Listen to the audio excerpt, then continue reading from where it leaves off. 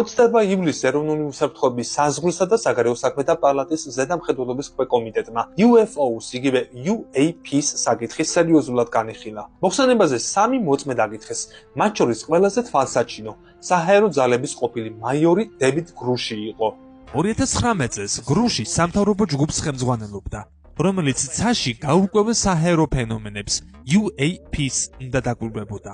ჯგუფის შექმნა შესაბამის განცხადებებს მოჰყვა, რომლის მიხედვითაც 650-ზე მეტი მფრინავი ობიექტის გადაადგილება ჩვენთვის ახსნად აერონავტიკას ეწინააღმდეგებოდა.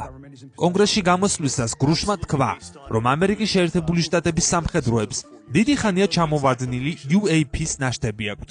მეტიც, გრუშს მიაჩნია, რომ მთავრობა არამეტწიერ სიცოცხლეზე ინფორმაციას 1930-იანი წლებიდან ფლობს. ასეთი რამ აქამდე არასდროს მომხდარა. კონგრესს ამ საკითხზე არასდროს დაუნიშნავს სერიოზულად მოსმენა.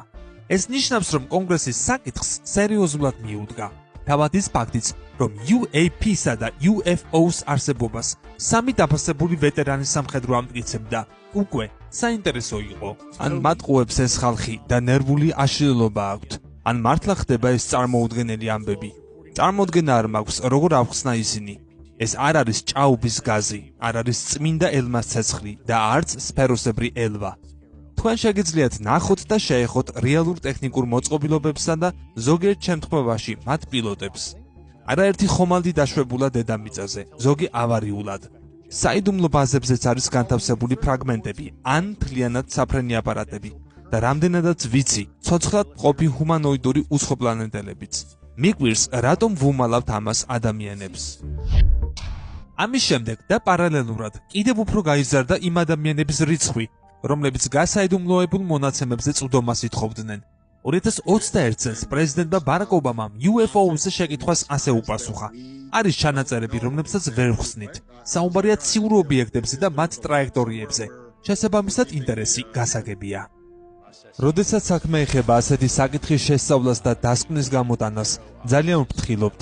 ამოუცნობის საჰაერო ფენომენების შესწავლაზე ამერიკის ბევრი დეპარტამენტი მუშაობს. ეს ინციდენტები აღერიცხება და მიმდინარეობს დაკვირვებები.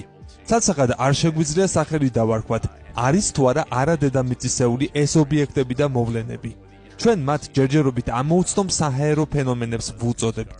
ჯერ არ მომხდარა რაიმე ღია და გონიერი კონტაქტი, ან ჩვენ საჰაერო ხომალდებთან სამხედრო დაპირისპირება და შეჯახება, თუმცა საფრთხედ ნამდვილად განვიხილავთ. ეს განცხადება 2023 წლის 12 იანვარს პენტაგონის სპიკერმა, საჰაერო ძალების ბრიგადის გენერალმა პეტ რაიდერმა გააკეთა.